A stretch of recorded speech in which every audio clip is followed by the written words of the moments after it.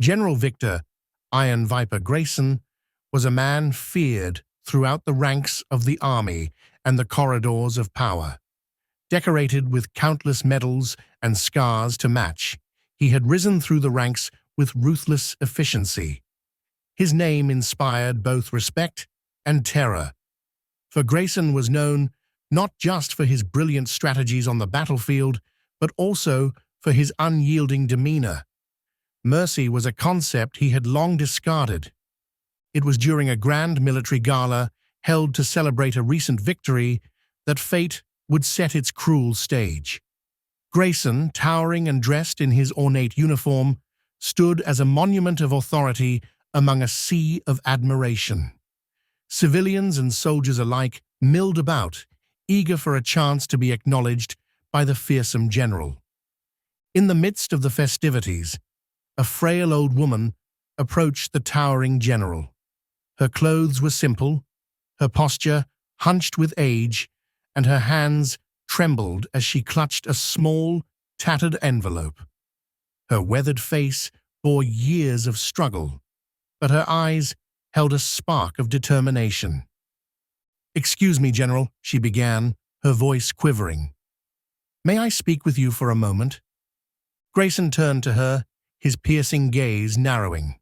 He had little patience for interruptions, and this woman, with her shabby appearance, seemed wildly out of place. "Who let you in here?" he barked, his voice slicing through the room like a whip. Heads turned, and the room fell silent. I only wanted to—" "I didn't ask for excuses, woman," Grayson interrupted, his tone laced with disdain. "This is a military event, not a charity. Take your grievances elsewhere." The old woman's lips trembled, but she stood her ground. "It's not a grievance, General. It's a letter for you. From someone who loved you." The words struck a strange chord deep within Grayson, but he quickly buried the fleeting sensation beneath his armor of pride. Snatching the envelope from her hands, he glanced at it with disinterest before crumpling it in his iron grip. "I don't have time for the sentimental drivel of strangers," he growled. "Leave before I have security remove you." Humiliated, the old woman's eyes filled with tears, but she turned and shuffled away without another word. That night, Grayson returned to his quarters, the crumpled envelope still clutched in his hand.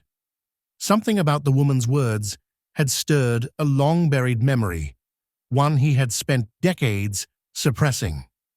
As he smoothed out the envelope, his breath caught. Written on its surface in a shaky but familiar hand was his name, his real name. Victor Allen Cartwright.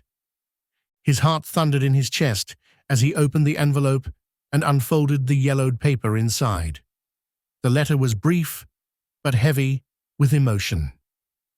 "My dearest Victor, if this letter reaches you, then by some miracle I have found you after all these years.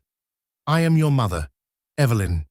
You were taken from me when you were just 6 years old, and I have spent every moment since searching for you.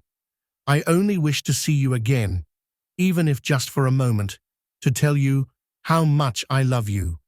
You were the light of my life, and losing you shattered my world. Forever yours." Grayson's mind reeled. The memories came flooding back. Memories of a warm embrace, a lullaby sung softly in the night, the scent of lavender that clung to his mother's dress. And then, the chaos. Men in uniforms tearing him from her arms, his cries drowned out by the roar of an engine. He had been told she was dead. The system had placed him in a military orphanage where discipline replaced affection and duty replaced love. Over time, the image of her face had faded, replaced by a hardened resolve to survive. And now, after all these years, she had found him. The following morning, Grayson's staff was shocked to see their usually unshakable general issuing orders with uncharacteristic haste. He demanded to know who the old woman was and where she had gone. Within hours, she was located at a modest shelter on the outskirts of the city. When Grayson arrived, still clad in his imposing uniform, the residents recoiled in fear. But Evelyn, seated by a small window, simply looked up at him with those same tearful eyes. "Victor," she whispered, her voice trembling with both fear and hope. He stood frozen in the doorway, his towering frame casting a shadow across the room. For a moment, the Iron Viper was gone, replaced by a man unmasked, vulnerable, and raw. "Mama," he finally said, his voice breaking. Evelyn rose slowly, her frail hands reaching out. Grayson fell to his knees before her, his head bowed in shame. "I didn't know," he choked out. "I didn't know it was you." Tears streamed down Evelyn's face as she gently cupped his weathered cheeks. "You were my little boy," she said softly, "and you're still my son." "I humiliated you," he whispered. "I don't deserve your forgiveness." "You're my child," she said simply. "A mother's love doesn't depend on worthiness." From that day forward, General Grayson was a changed man. The Iron Viper's fearsome reputation softened as he began using his power to champion the causes of veterans, the displaced, and the forgotten. He visited Evelyn daily, listening to her stories and relearning the warmth he had lost so long ago.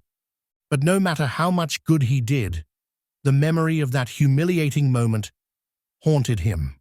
It served as a reminder of the man he had been, and the man he vowed never to become again. And in Evelyn's eyes, he saw not judgment, but the unwavering love of a mother who had finally found her lost son.